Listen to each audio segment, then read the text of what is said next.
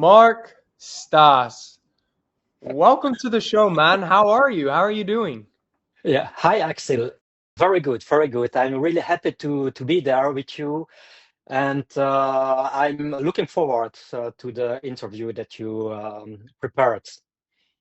Guys, I'm looking forward to it as well, and I'm sure everyone watching is because we're not dealing with just a regular human being here, right? I've got my notes here just in case you guys are like, why am I looking down?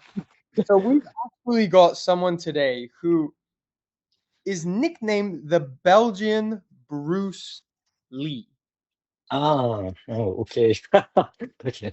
Okay, I've got a few questions there. First of all, huge congratulations. I mean, everyone in the martial arts world knows Bruce Lee as the figure, the guy. You talk martial arts, kung fu, anything, everyone's like Bruce Lee. Yeah. Two questions. First, how did you get to that point where people are saying like, "Hey, this guy's like the Belgian Bruce Lee"? And second, how does it feel to be associated with someone who's achieved so much in the sport that you love and you do? Yeah. I think the first channel, the TV channel that nicknamed me the Belgian Bruce Lee was in Switzerland. That's dated already, I think, 2016, 2017. So many, many years ago. And they spoke about the Belgian Bruce Lee. I saw the interview and I was really like, wow, they compare me to Bruce Lee. I think mainly I'm also Asian looking. I do a martial art that's similar to what he does. So I think there are a lot of similarities, and I was always very explosive in the movement. So, say I'm Asian, Bruce Lee's Asian. I do a soft kind of style that's not quick, then it would not match with what Bruce Lee does. So I think that in the beginning, Bruce Lee, like you said, he's the name in the martial arts world around the globe. He's the most known person throughout the world since he died. And Mm. that's why when they speak about martial arts, Asian guy, that's Bruce Lee. And it was like, wow, when I saw the reportage in Switzerland, I thought, oh, they're comparing to Bruce Lee, nice. But I think it started more in Belgium. So I live in Belgium. I raised up in Belgium, although that I've South Korean origin. And a few years ago, I was interviewed by the major news, local news and national news, and they compared me also to Bruce Lee. That's why they nicknamed me the Belgian Bruce Lee on television, in the newspapers, on the radio. And first of all, that's a huge compliment. It's something that I say, this is, to be compared to me, the goat of martial arts and action movie. It's amazing because I'm also a huge fan since I was a child. And till today, although we speak 40 years later, I'm still a huge fan of Bruce Lee. Without imitating him, this is a big honor. So for me, this is the first thing. It's a big honor to be compared to someone that I really look up to him. This is something. Besides that, okay, I am different. Yeah, we are all different human beings. We have our path, we have our history, we have our everything that's related to one person. We are unique, and this is something I'm really proud that they compare me to Bruce Lee. But besides that, I stay myself. This is one thing. How did you come to it, and how does it feel? Yeah, yeah. Mm. Yeah, very proud. For me, it's a big honor to be compared to a childhood hero. When I was 10 years old, 9 years old, I was like Bruce Lee, and the martial arts movies was like the biggest inspiration in my life.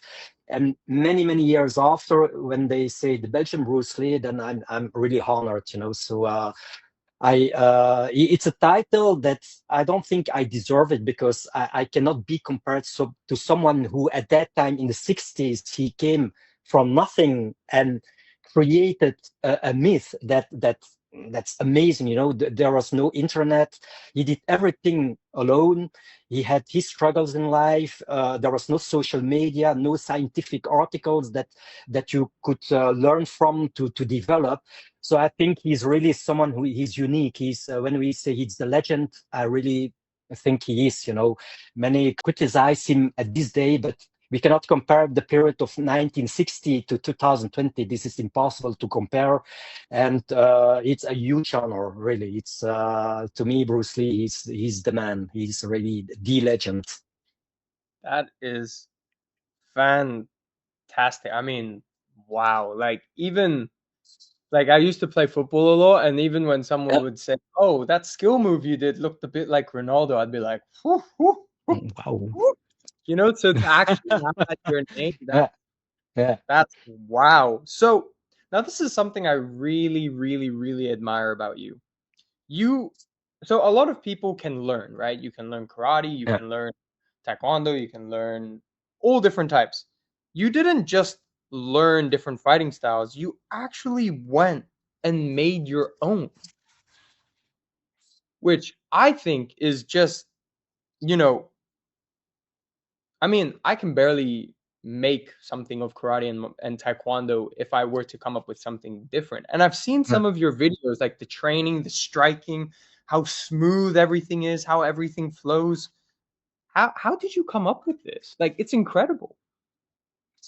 Uh, First of all, it's since I was a child, martial arts became a real passion. Passion, it's not, I speak about the 80s. In the 80s, internet, I didn't have internet, and there was no influence of social media where you can see things we imitate, etc. So I think um, the passion that grew deep inside me, it's a real love for martial arts. So like I said, there was no internet. I only had television, like many, and I had the inspiration of books, of Bruce Lee's movies, anime, etc. So this is one thing. I couldn't practice in a martial arts school because I was too young. So what I did, with inspiration from the books I had, I started to train alone in my room, and this is every day. So it started very quick, like inspirational that I got, inspirational information that I got, and then all the things of I want to train. So I imitated, I started to do it by myself. I didn't have a teacher, I didn't have friends with whom I practiced. And slowly it became a kind of a passion, but a solitary passion. So, and this, I think, I speak now more than 40 years ago. This paved the path to my actual level in martial arts. So I was never dependent of a school or instructors, of people or friends to train. And this, I think, this is really a big foundation I found to practice in my small room, 4 square meters, so it's not big. There I had a little bit space, so I trained. So I didn't have equipment, and from this I started to train in martial arts school, like karate, taekwondo. I did a mix between boxing and grappling, and a little bit what I learned before. And from this, I started to discover Wing Chun, in Germany. And it was thanks to one of the biggest names in the Wing Chun world, Salih Avci. He gave me really this thing. This is what I want to do. Although, Axel, Wing Chun was the base martial art of Bruce Lee, you know? So Hmm. I knew that, but I never started to practice before I read an article in the 90s. And it was this Salih Avci, who is one of the top fighters in the world, who showed me the Wing Chun. He's not tall, he's a little bit my size, but comparable to Bruce Lee, his skills, he was very good in his Wing Chun. And I was like, this is what I want to learn. This is it. Although that I was already a big fan of Bruce Lee, it was, to be honest, not Bruce Lee who gave me the drive to practice Wing Chun. So it's very strange. So there was a local in Leuven where I studied my last year in physiotherapy. There was one of the representatives in Belgium who was teaching Jeet Kune Do Jun Fan. I did a few months, but it was not what I wanted to do, you know. So it's really very strange. Although being a big fan of Bruce Lee, I didn't want to practice Jeet Kune Do, but I started to practice Wing Chun thanks to another person, and then it started. So this is 30 years ago that I discovered Wing Chun. I quit Belgium. I moved to Germany. I practiced every day, 7 days a week. I had to work because I needed money, so I didn't speak the language. And I started to work as a physiotherapist in Germany. And then slowly from Wing Chun, it deviated to the creation of Wing Flow systems. So I go already a little bit more further. But from Wing Chun, I was part of the biggest organization in Germany. From there, I followed one of the best technical instructors in the Wing Chun world who asked me to join him. And from this, it slowly moved on to Wing Flow system. Of course, Wing Flow system was born out of a deep passion for martial arts, you know, and the desire, I think the desire to break free from the limitations of politics. And this is something, you know, it was a huge problem in my life, you know, when you are always part of federations, organizations, and suddenly you don't have another choice than to say, okay, I will follow my own path, then it's like a void. There is nothing anymore, you know, being a kid in federations, organization, and suddenly, or I follow an organization or federation with the politics, or I go my own path. This is not easy to do, you know. And of course, I trained very hard, and then it came to the Wing Flow system. I come back to your question with the strikes, the flow, the explosiveness, and the beauty of expression. I always wanted to have a kind of a perfect expression for myself. So that's why I train very hard every day. And it was not only practicing a martial art, it was I lived for martial arts all my life, you know. And I practice a lot, and everything that I learned, I wanted to do it better than what I learned. So I study it, and when I came home, I wrote down a lot. I started to practice even more. So and the beauty of martial arts, it's not only arm techniques. It's not only kicking techniques. You know, I did martial arts like Taekwondo, mainly kicking. I did martial arts like Wing Chun, mainly arm techniques. And then I said, yeah, I'm not tall, so I need to have a very good technique to be better than guys who are bigger, taller, you know. So it's a little bit like compensation. What can I do with my morphology, with the skills I have? How can I develop even more? And it's to be better in coordination, to have a very good combination between arm, elbow, knee, kicking techniques. And then I started to train even more. And in Wing Flow system, I structured the full system. I deleted a lot of techniques that I did before. The training methods, I changed it, and slowly it went into the actual form that you saw in Wing Flow system. But it's mainly a lot of training and some training tools and training methodologies that I developed to have a very good coordination between kicking, punching, elbowing, the flow between left, right, high, low, and which is part of Wing Flow system. Wow. Wow. That is incredible. I mean, to be so young and already be like, okay, I can't go to school. Okay, fine. I have space. I have space in my room. Let me just practice. Like, I mean, your mindset really was from like being a little boy. You already at the age of 4, 3. How maybe you could kick before you could walk. Maybe I'm betting on that. But where did you get this mindset from? Was it something you just felt a little bit when you were young? Was it just something naturally from your parents? Was it like where does this mindset come from, man? It's cool. Yeah. It's cool. Yeah.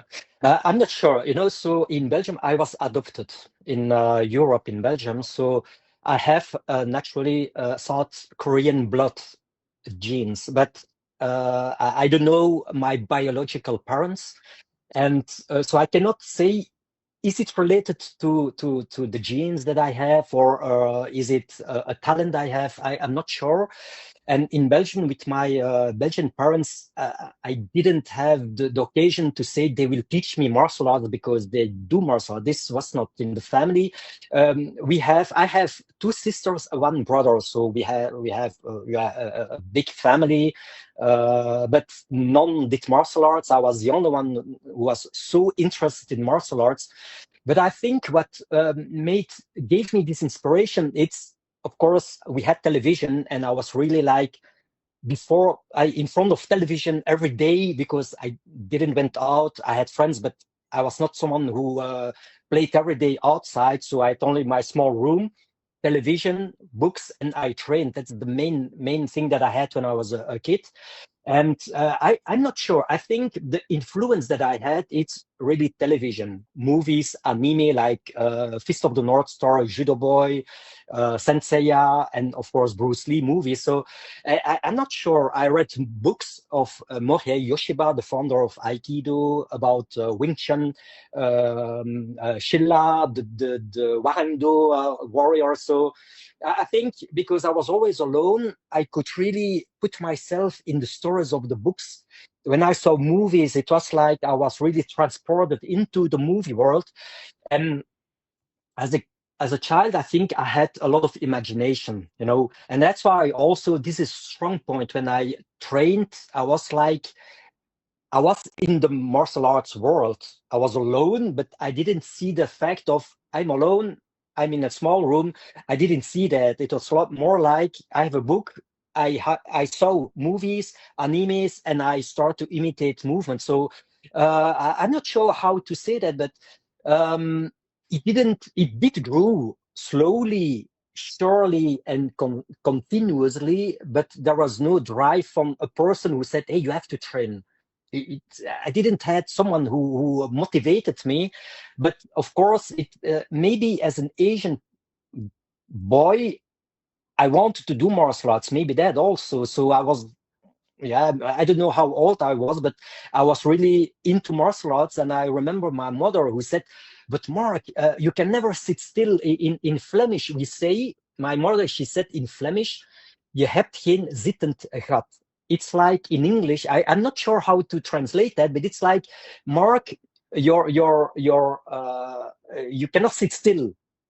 Your butt cannot sit still like that. Oh, When I was a child, yeah. I was eating, I was moving. So already there, I'm not sure how old I was, maybe 6, 7, maybe. I'm not sure, but I was always moving and I had a lot of energy. And I put this energy into martial arts. I did also gymnastics at that time. So I had a lot of energy. I did gymnastics, then I could practice karate. But before I practiced in clubs and schools, I was always moving and kicking and punching. So it came, I think, naturally, but the natural behavior I focused into practice, and till today it never stopped. So I'm still so passionate about my personal martial arts training that there is no other secret. Of course, I invested a lot, Axel. So people, they think, oh, Mark is talented, but talent alone will not bring you far. I saw a lot of talented people, they don't train, they will not go far. I think I've maybe talent, but I train very hard. When I say very hard, it's very hard. Daily training, and I put all my effort into martial arts training all my life. So the more effort you put in it with passion, later one day it comes out as a result. So it's for me difficult to think what would I do, because I was always really focused on only martial arts. Man, that is incredible. I mean, wow, I'm just trying to absorb all of the information you've said. There's so much wisdom. Okay, words of wisdom podcast name. Haha. But Mm. like seriously, man, there's so much wisdom, there's so much, channeling your energy Yeah, thing instead of just well, I guess maybe when you were growing up it was a bit easier because there's not as many distractions, but nowadays it's like yeah, channeling your energy, working hard, not just being like, "Oh, yeah, uh, talented." That's incredible. Like, honestly, incredible. You're going to hear me say that a lot, but genuinely, that's incredible. And I have nothing but respect for that because that's also how I want to try and live my life. So Uh, now, I don't know, maybe it was the experience was a bit different for you. mhm, I know from just experience, usually the ones who know how to fight when they're young, they almost seem to be really scared to fight. Like they will not fight under any circumstance, which is crazy because they're the ones that can beat everyone up. Was that the mhm. same for you? Were you more like, I know the power of fighting, I know how dangerous this is, I know I can kill someone? Or were Mhm. you more like, let me show off my skills?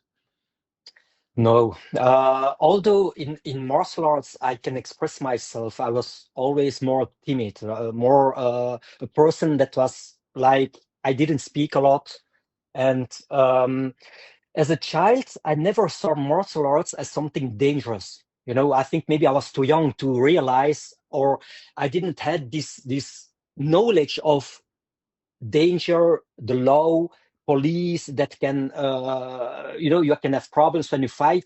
When I was younger, I never had this information in my head like this. It was like I train like an activity and it's a passion, but I never thought about watch out when I fight, I can be dangerous. Of course, I had, yeah, not problems that people who because I was Asian, they think, hey, do you do martial arts? You're a Chinese guy. I had also this kind of behavior of other people or discrimination also.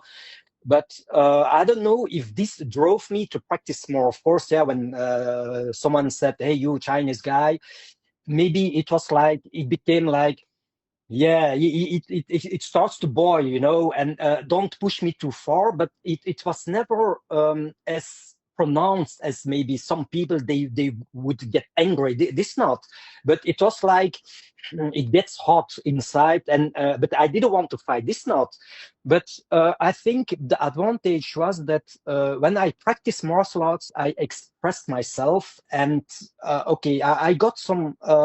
Problems on the street, but I was already older, maybe 30 years old, 28, 30, when I got, but I could always solve it without really punching, So it was like more with words and maybe looking a bit more serious and telling, don't mess with me.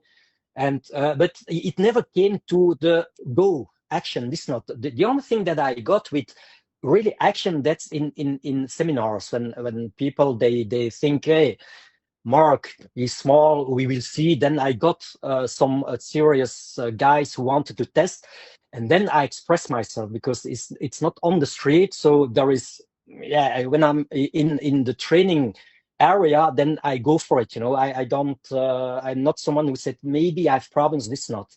So the real blood or problems that someone had, it's more in the dojo or in the training area that I got some experience this years. But on the street, I always try to avoid.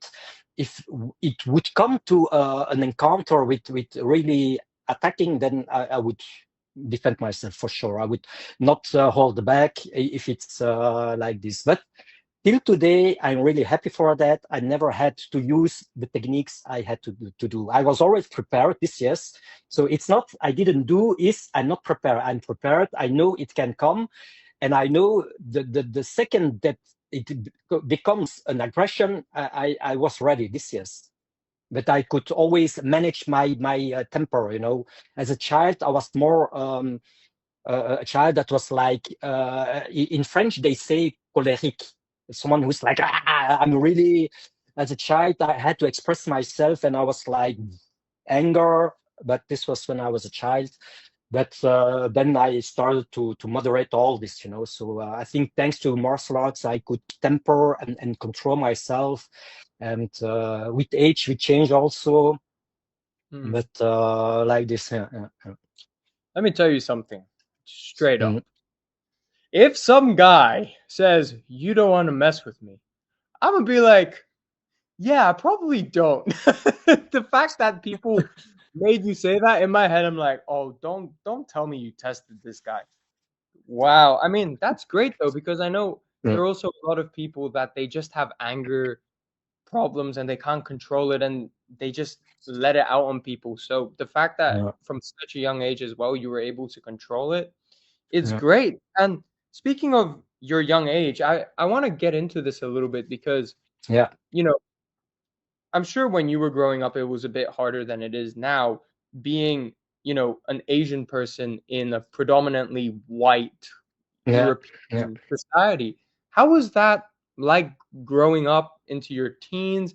And also, how is it now? I mean, it's been quite a few years, so has it changed? Is it still the same? Tell me about it. When I was a child, of course, we speak also about the 70s, 80s. So, it's another period than now 2020, and of course there was a lot of discrimination, but I faced some, but it was not so extensive in words and people that were always pushing me into pushing me down this not. But also, like I said, I was not a child that went a lot outside. I was mainly in my room. I went to school, I had friends, but I was always good in sports, so I was someone who I was mainly not in athletics. I was not good in athletics like running, etc. But I could play well football as a child. I was good in gymnastics. Everything that's related to gymnastics and body control, I was already good at. And this also, when they see, even if I was Asian in my school, I was one of the only Asian guys, but I had friends and they respected me because I was good in sports. In gymnastics, I was very good. So and I was in the class, I was normal. So I was not the most brilliant guy or the intelligent person, nor the worst. I was in between. I studied normally. I didn't study it because my life depended on it. This not. So I just studied normally. And in school, I had friends, but I didn't face this discrimination. What I faced, of course, as a child, when we went, for example, to Portugal with my parents, we were the one of the first tourists in the south of Portugal at that time in the 80s. And there I faced, because they never saw an Asian guy for real. And then I was, hey, you Chinese guy. But I was young, and then this made me a little bit more angry this year. But it's, I think I could very quick switch from this anger that when I hear a child say, "You Chinese guy," I could switch quickly because then I trained martial arts also. I went in holidays. I had the book of martial arts. I trained them alone. So it was never a long time that it affected my mental health. This not, and Mm. nowadays, I grew up, I lived in Germany many years. I lived there also. There are a lot of, yeah, in every country, you could encounter people, they don't like friend people. But because I was more also in a closed area, I worked as a physiotherapist. So I helped people. I practiced Wing Chun. I trained every day. So I was more involved with people who practice martial arts. At my job, I helped people, so they will not say, "Hey, you Asian guy." As a physiotherapist, I helped people. So I was lucky that I could always be in environments where it wasn't a real problem. And okay, this is a little bit like the only thing that I felt when I grew older, and that's the time that I met Ron Smorenberg. It's when I met the stunt team. They said, "Hey," because I wanted to go to Thailand, so I planned to go to Thailand. So I met a stunt team in Germany, and they said, "Hey, but don't think that you will have a chance to play in movies. You are Asian. When you go to Asia, there are millions of Asian guys. They are very good. You have no chance." So a little bit like this was a little bit mentally like, what do I do? Will I go to Asia to see Ron just like this? don't think about movies. This was the first period before that I could play in English Dogs in Bangkok. It was like I got already like they pushed me down and say, don't bother, don't go there, you have no chance, because as an Asian guy in Asia, you have no chance. There are a lot of Asians, they're very good. But it's not related, I think, to personally to me. I think it's a general thing. But for the rest, being Asian, the only thing that I feel, and it's a little bit like in America, etc., because I'm an Asian guy, so I'm like Bruce Lee, not tall, and then they judge very quickly. They say, "Oh, he's small.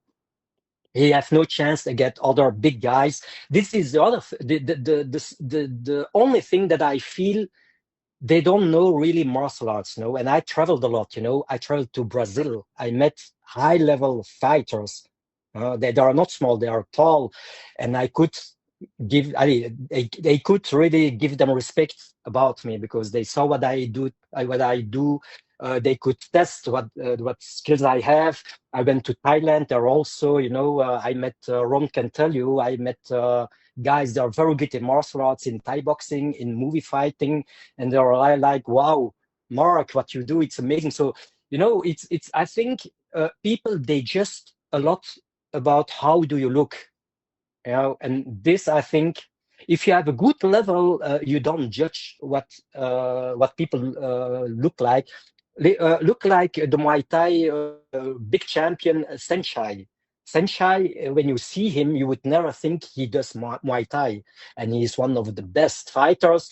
He doesn't look athletic, but look, this also I always think you can look at the body, but martial arts, if you practice something seriously, it is looks that matters, And Asian, okay, many think, oh, Asian, he practice, but nowadays the best fighters are not all Asian, So there, I think also okay, so it's a little bit mixed. Sometimes they think, oh, Asian guy, maybe martial arts, and all, wow, Asian, that's not high level, So there are two categories of people. But for me, I practiced all my life martial arts. I know also what I can do, and I traveled the world. I met I met many masters, high level champions. So, I personally know what I'm worth, and this is something that's for me. So I train very hard. I have an Asian look, but I'm proud to be Asian first of all, and it's, you need to have a very good mental health to survive in the world. Social media, when you meet people sometimes they are good, but sometimes they have a big ego, and you have to compete with them. If they push you down, you cannot let you push you down. You need to, in your head, you need to be very good. You need to stay really respectful for yourself. If not, they push you down, you let you push down, you think I'm not worth Asian looking or not Asian looking. So I think it's a general issue for many people. But this is the most important thing, the way you are, this is what matters. No one can push you down for their own proper ego building. This is not correct. So Mm. Man, I'm so glad you said that because that's spot on, right? Like at the end of the day, yeah, you didn't choose to be born here, you didn't choose to be raised by this person, you didn't yeah, choose to be this color. So at the end of the day, no matter how much you hate it, how much you love it, that's yeah, life. So instead of being so shy and ashamed, just embrace it, accept it. If yeah, someone says something, yeah. just be like, man, I'm that's who I am. Look, Axel, they say in nature, everything grows next to each other. A tree can be powerful, a small flower can be small. Everything is there. It has a Yeah. purpose, it has a reason, but it's also the beauty in life. No, not everyone is the same. Not everyone has the same good skills in martial arts. They are good in martial arts. Some are very good in music. Some others, they have talent in communication. Others, they are there because they are really sociable. They don't need to speak much. That there is a harmony in life, and people, they need to see that no matter how you are, every unique person deserves to be happy, and this is something, it's really important. Many people, they have in their mind, oh, people, they say, I'm like this, I need to change.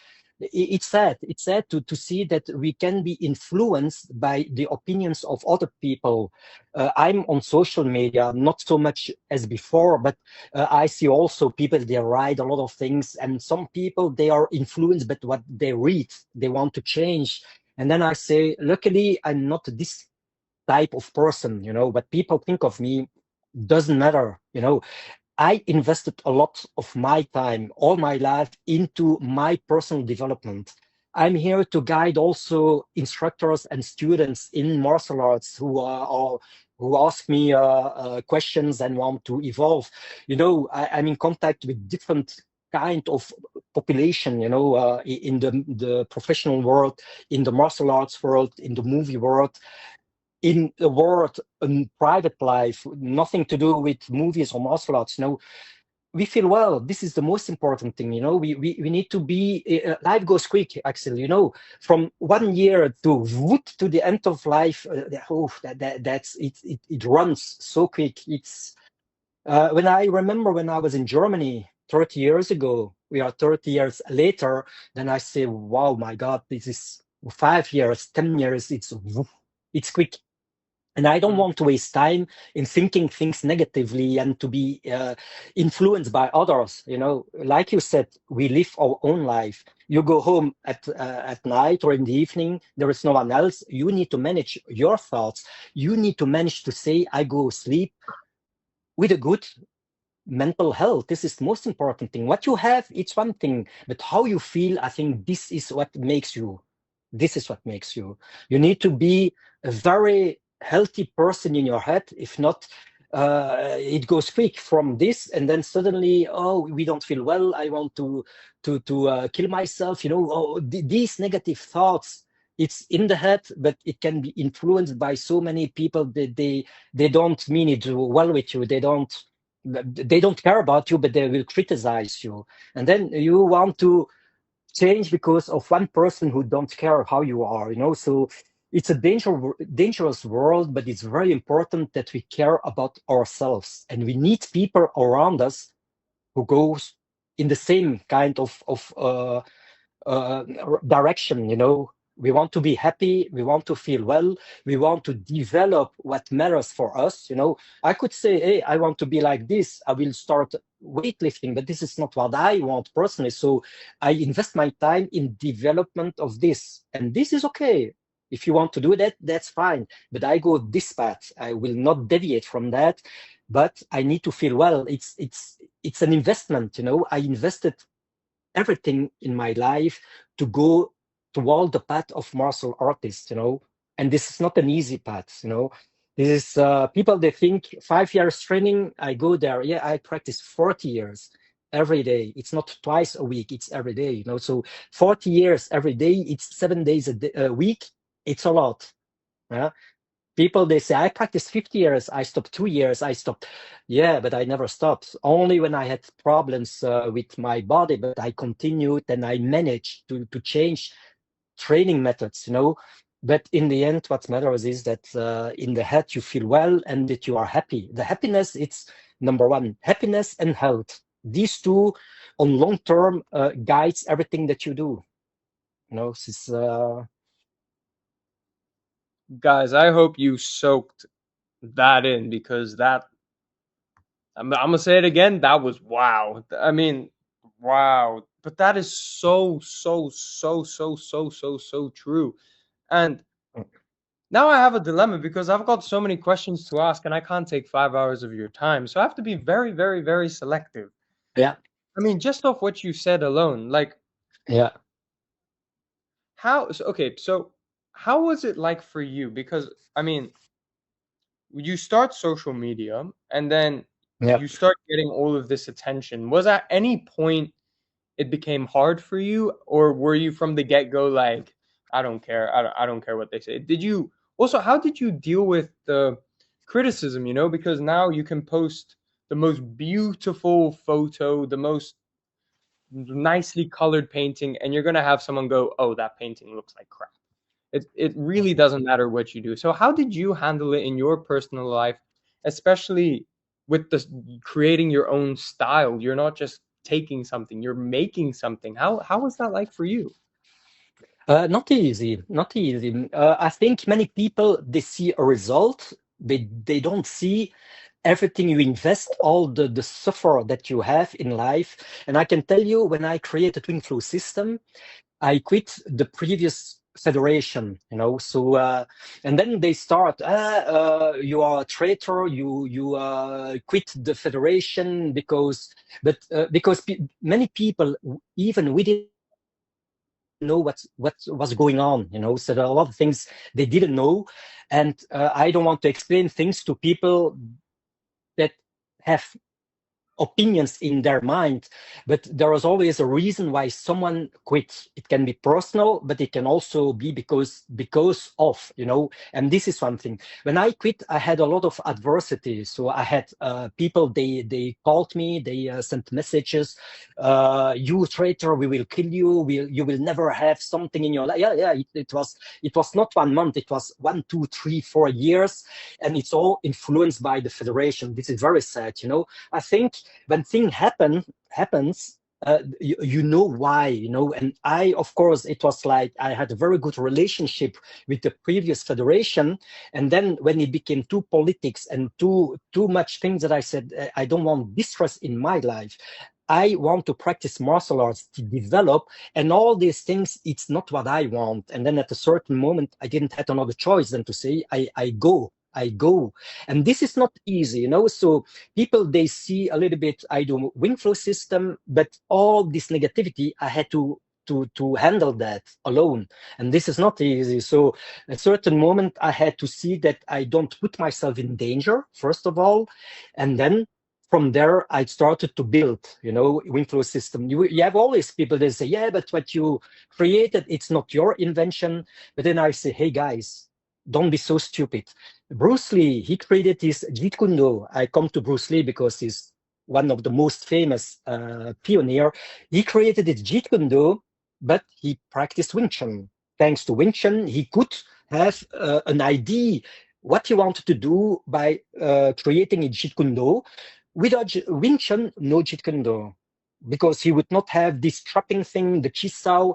So why people would say, yeah, but Jeet Kune Do, you stole techniques from Wing Chun, and people, they are like that. So when I created Wing Flow system, it's like, you stole this from that art, but actually it is normal. When you have a teaching and you have 1, 2, 3 instructors or teachers, you are influenced by them. You learn, you absorb it, and once you start to create something, it's logic that all the training, the teaching you have, it's part of you. It's not a matter of stealing. It's just that you are glad that you had very good instructors, and I had that. I had really very, very good, talented instructors. And Weak Flow system, it's it's a martial art that took many, many years of hard work in my life to do something that I want to do. But of course, it's influenced by others. It's influenced by other martial arts. And then it's a hard work from my side, But the adversity, it's on social media. This is a copy of this. What do you want to do, Axel? Or you start to answer every single comment and you will ruin your mental health. This is not possible, And secondly, what I did slowly, because my videos in 2016, 17 became very popular on internet. I had millions of views in the world. That's why I was invited in Brazil, in Argentina, in the world, because they saw videos at that time. What I did, this link between punching, kicking, and this linking, they never saw in the Wing Chun world.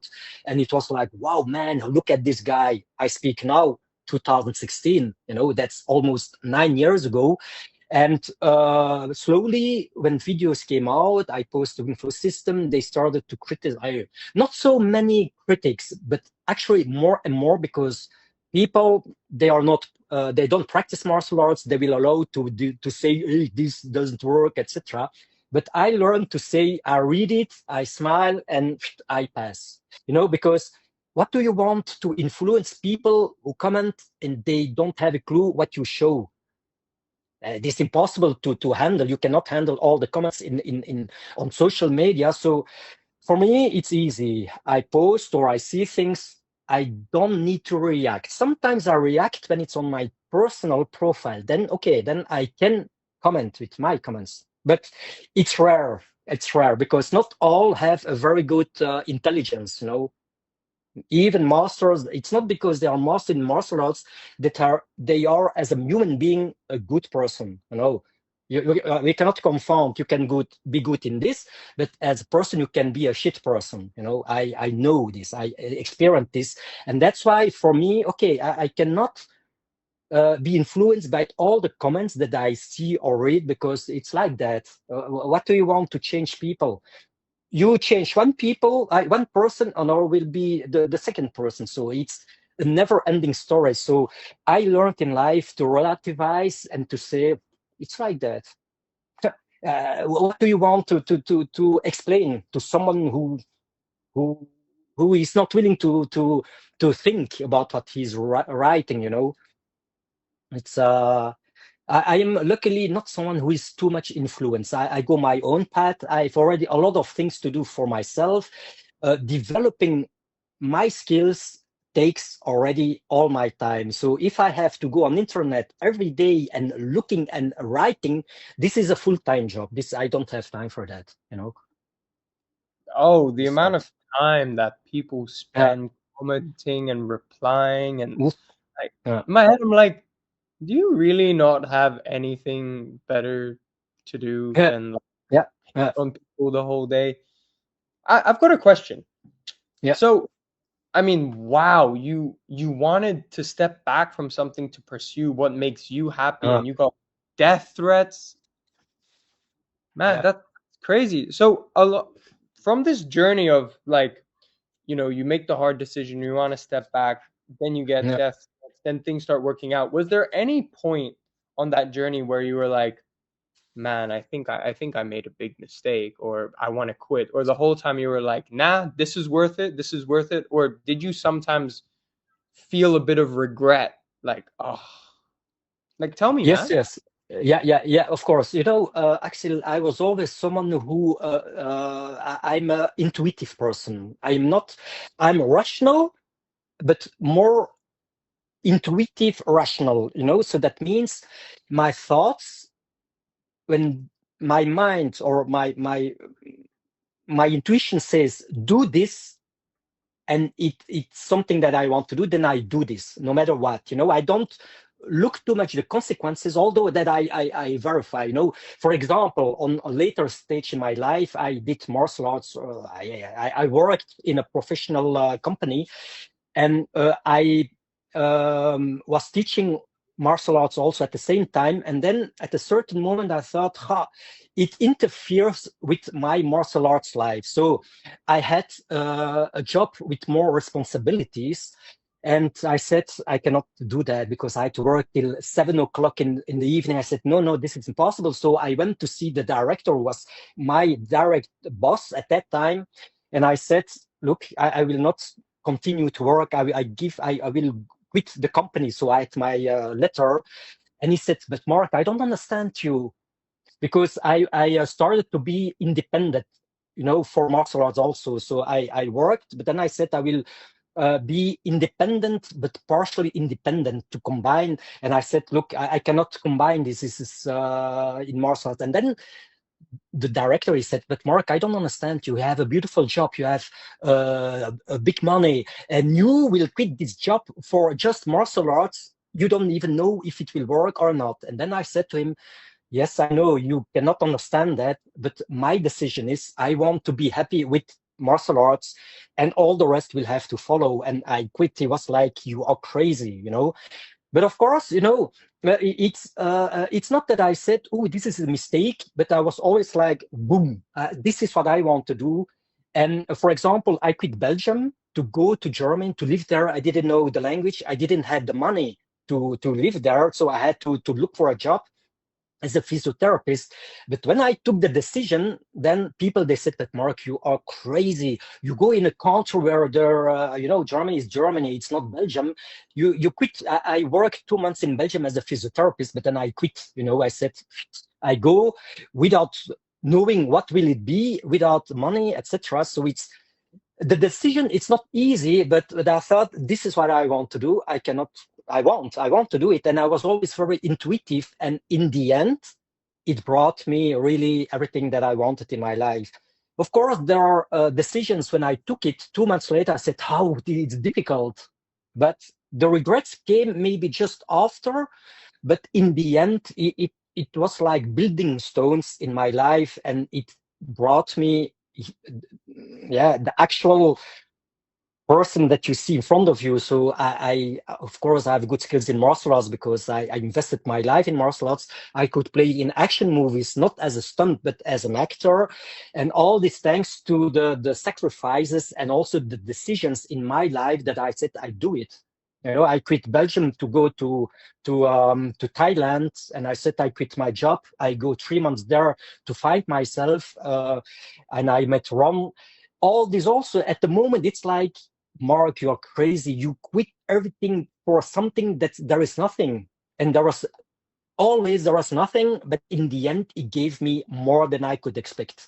It was calculated, but not calculated in result, Axel, but it was calculated in, I have to do that. It's something that I want to do.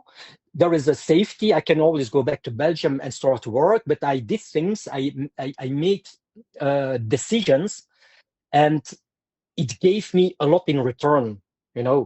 I never saw, when I made decision, I never saw it will give me that. It was always, I have to do it at this period of my life. I have to do it, and then I did it, and it gave me a lot of things. So like I said before, I'm a very intuitive person, and I feel a lot what I have to do, and I take my decisions. Of course, I calculate also, but it gave me always beautiful things. In life, you walk a path and you change it depending at the moment. You meet people, you quit people for a reason in life. I think this is life. Life is like a heartbeat. It goes good, it goes bad, not good, tack, tack, tack, tack. And this is how I see my life. At the moment, I take decision because now I feel I have to do it. Maybe in 10 years I will change. It depends. At the moment, maybe in 3 years I would say I would never do that, but I will do it today. So regrets are always there, but from regrets you try to be a better person. You try to do things better way, and regrets at the moment, that's very hard to handle or to manage. It becomes something that you say, okay, it brought me here now, from these things there. And I try to be always a better person. You cannot please everyone. I have person, I had good contact with someone, and maybe X years later I don't have anymore this link. But this is life, Axel. It's maybe I'm like that also. I stick to people who are good to me or who are good people, but I will never stick to people whom I feel they are like false people, etc. They don't enter in my life, not long. And this is maybe also why I protect my personal life in that way, and I move on only with these people. So it's like, life is like that. And my life, it goes, our lives of all, it goes very quick. You never know till when you live. And that's why I want to have a good life with people around me that are good people. They procure me happiness and inspiration. And regrets we all have. I have also, in all my life, I get a lot of regrets, but it's like that. It gave me something in return afterwards to say, we make mistakes, it's like that, but we go on. We cannot stay eternally in the past and say, hey, I made these mistakes in my life. You don't have to pay for decisions you took which weren't correct. You can not pay all your life for mistakes. We all make mistakes, but you move on. You have to grow. You have to be a good person for yourself and people who you care about. And this is for me the most important thing.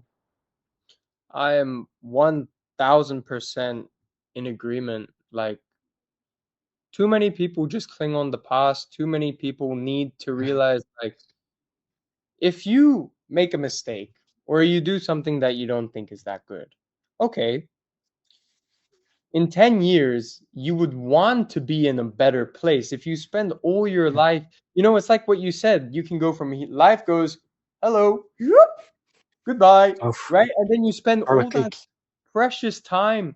Now you're maybe 70, maybe you're 80, maybe you're 90, and you look back and you go, wow, I really just spent all my time worrying about something that doesn't even matter. I completely Yeah, agree with you. it is. Yeah, yeah, yeah, yeah. And okay, before, I mean, we can't have a podcast and not talk about some cool movie stuff that you did. But Ah, yes, yes, yes.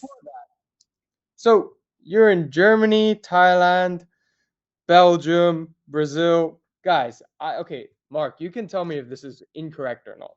So I went and I was reading, and it turns out that you don't speak one language fluently. You Ah, speak five languages fluently. So you went to Germany, no money, no job, no language, and now you yeah, speak German fluently. yeah, yeah, yeah. But also, I always loved languages, so especially Yeah. English, although my English is not perfect, but my mother tongue, of course, when I was adopted in Belgium, I spoke Korean. But because my adoptive parents, they didn't speak Korean, my family didn't speak Korean, the Korean vanished very quickly. And I started to learn Flemish. Flemish is the Dutch language from Belgium.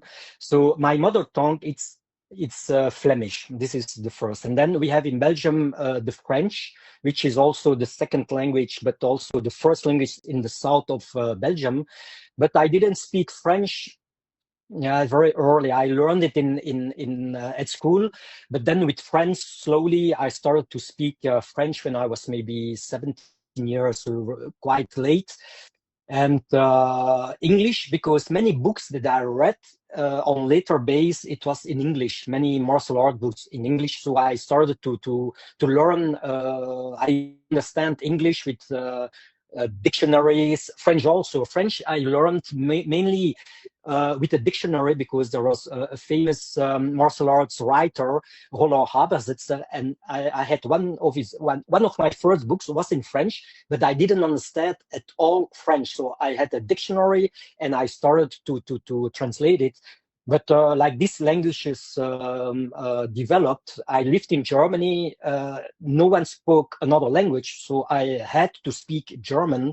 And thanks to my patients who spoke only German, they corrected me when I said the wrong word. So little by little, I started to speak German. And the advantage is I was not afraid to speak. I made a lot of errors in my speaking, but it didn't hold me back to speak. And I think this is really the most important thing, to speak, even if you don't speak perfectly. So that's why, so Dutch, Flemish for Belgium, French, English, German, and then I traveled with my parents a lot in Portugal when I was a kid. And of course, as a kid, I had friends, they only speaking Portuguese, and slowly I started to learn Portuguese. And I'm married with a Brazilian woman. She speaks only Portuguese and Spanish. So when I traveled to Brazil, when I was invited, I understood a little bit, but I didn't speak well. And slowly, because I had to speak every day with my wife, future wife at that time, I started to speak only Portuguese. I lived in Italy also, and there I didn't speak Italian, but I understand a lot. But because many understand English, I was lazy to learn Italian. If not, I would speak also Italian. So, but else, the most important thing, of course, I speak five languages fluently, but okay, it's a matter of if I have to speak it more, then I would be willing to learn, of course. The only regret I have is that I don't speak an Asian language. This is the only regret, that I don't put energy in it. And also, if I don't speak it regularly, it's useless for me to learn it, because you forget it very quickly. And but of course, yes, the advantage is with 5 languages. When I do a seminar and there are people, they understand, they speak Flemish or English or even German, and then they say, "Oh, I can help them and teach this." Yes, this is, I think, of the strong points I have, that I speak more languages. This is. So not only did you master martial arts, you mastered language. That's, I mean, I've barely mastered English, and I'm okay with Cantonese, but anything more than those two for Oh, me, Cantonese. like it's already like so much, and I really can't get myself to learn anymore. So the fact that you have five, I tip my hat off to you. So just now, I'm also super curious about this, and then we Yeah, yeah, can wrap it up because man, I've been having such a blast, and it's such a shame that an hour has to go by so quick. But I'm super curious. Two questions. First, yeah.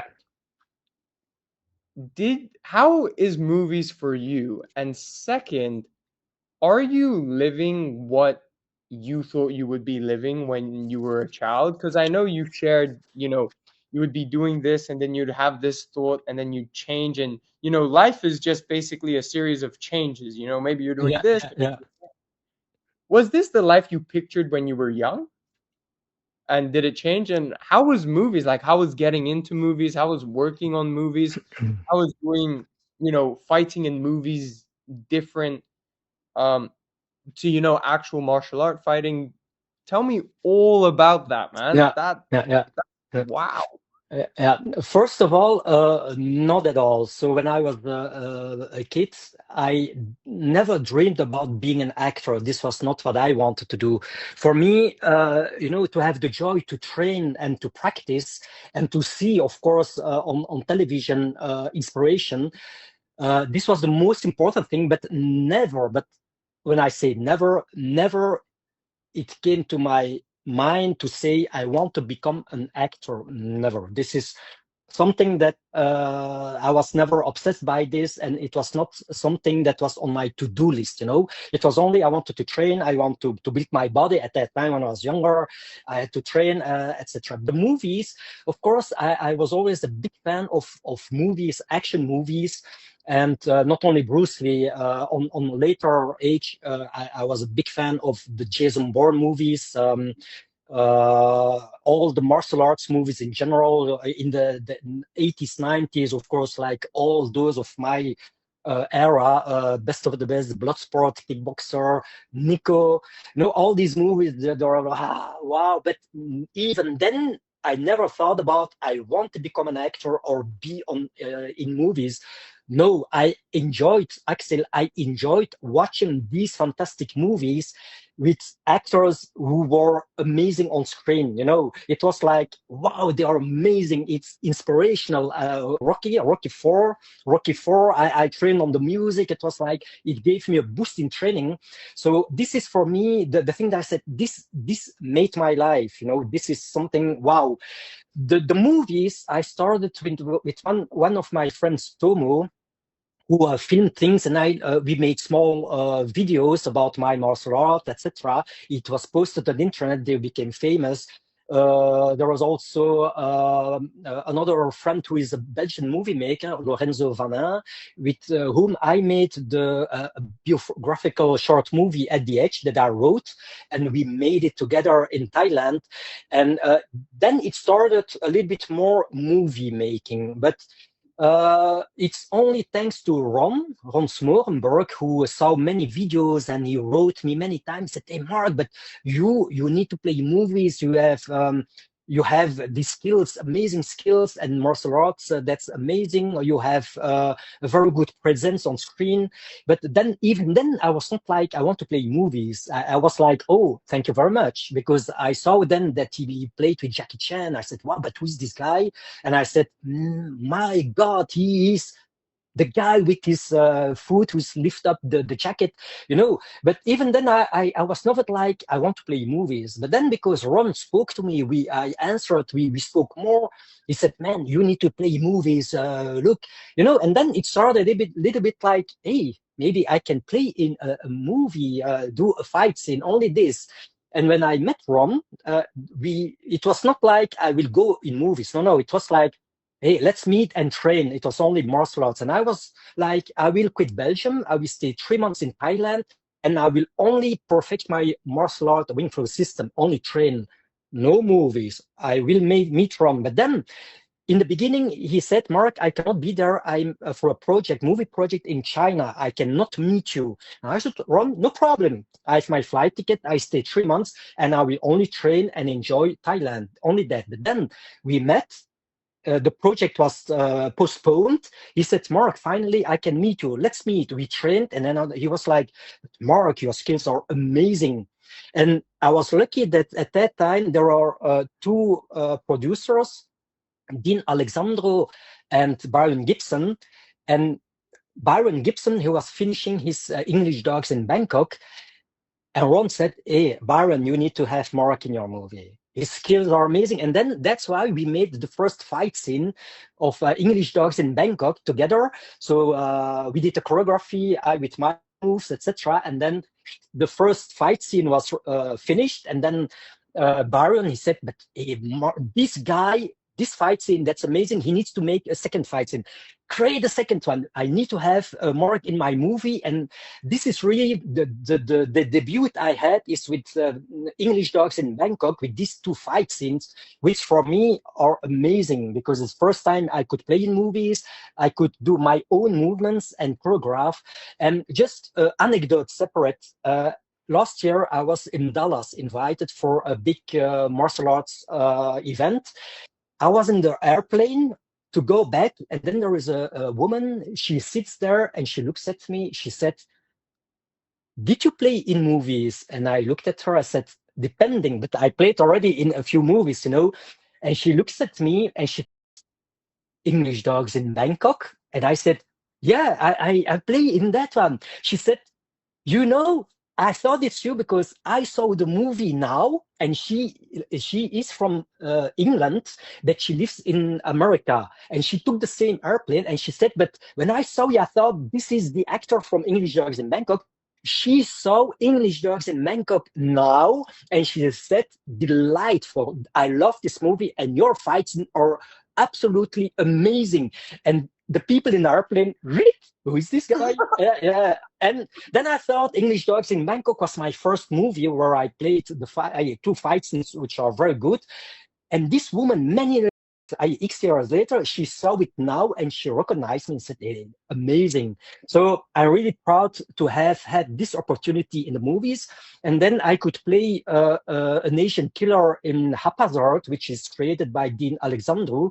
And yeah, very good. Also with my look, they say, hey, that Mark, you all look cool. You look cool with your suit, the glasses, and the presence on screen. So I liked it a lot, but I was very good guided by these guys, by Ron, by Dean Alexandro, who was the producer of the movie, by Baron Gibson, who was very good to guide me in English Dogs in Bangkok. And then I met, of course, many other big talents like Yodela, a French movie maker who is amazing. And really, he deserves to create more movies. I could play in a short movie of him. And the latest movie I played in, I was very lucky. It's in Borrowed Time 3, Falling Apart, with big actors also, you know. There is Alan Delaby, who created it, and I could play one of the main persons in the movie, but there is also Eric Roberts in the movie, the brother of Julia Roberts. There is also the brothers Mandela. There are many people, you know. So yeah, I never thought to play in movies without doing castings and no stunt doubles. Many think, oh, you did stunt double. I said, never in my life. I'm not so acrobatic, you know. So, but I'm really glad and thankful that I could play as myself in the movies. Although I don't consider myself as an actor, but people who saw the movies, they are like, wow, amazing. And the Belgian press also, when they say they saw the part, they said, it's amazing that you're Belgian. You know, so I'm really happy with everything that happened in my life. and I'm really thankful to all the people with whom I could work. And it's all thanks to Ron Smorenberg, because it's thanks to him that I got discovered, and with his relations, I could play in movies. And it's an amazing feeling, but of course, I stay really good on the floor, and I don't fly high, because I know also everything is a lot of work for everyone, and sometimes we have a chance, sometimes we don't have this chance, although maybe talented. So I'm really blessed by the opportunities I had, and yeah, but it's amazing. It's a fantastic thing in life that happened to me. Although that I never dreamed about being an actor, for me it was always a matter of martial arts. But martial arts brought me also in the movies. So without martial arts, I would never had the chance to play in movies neither. So a passion grows into some action movies. That's really amazing. I have no words. I don't know how to say. Maybe I have a very good star that's very bright above my head. Maybe also, but it's rare, I think, to be able to do all this without having a proper formation, or to do castings, etc. So I'm Axel. I don't complain. I'm really happy with everything that I do, but also I worked hard for everything I have, actually. So it's I invested all my life in martial arts training, and thank God I could go into the movies also thanks to this choice in life. So it's a rare opportunity, and I had these chances to do that. So of course it's amazing. What a story! What a last question! That was Yeah. amazing. I mean, thank you so much for coming on again, for taking time out of your day, and on the behalf of everyone who is going to watch this and myself, we are so glad, and I'm so glad that all your hard work was paid off. You risked so much. I'm sure you've had many people tell you you're crazy, just like you've mentioned. You've overcome Yeah. threats, you overcome growing up in a foreign country, you overcome so many obstacles in your life, and I think everything just fit perfectly Yeah. for you. I'm so Yeah, happy that's for it. you. Yeah. Yeah. No, actually, it's many thanks. It's amazing to have you with me guiding this fantastic interview. And thanks a lot. For me, it's amazing also because telling stories about my life, it's going back into the past, and we are a creation of everything that we experience in life. And like you said, sometimes we have regrets, but you see, in the end, we have to manage everything we faced before, all the regrets, all the hard times, all the beautiful times. But yeah, it's amazing. Thanks a lot. Thanks a lot for the interview.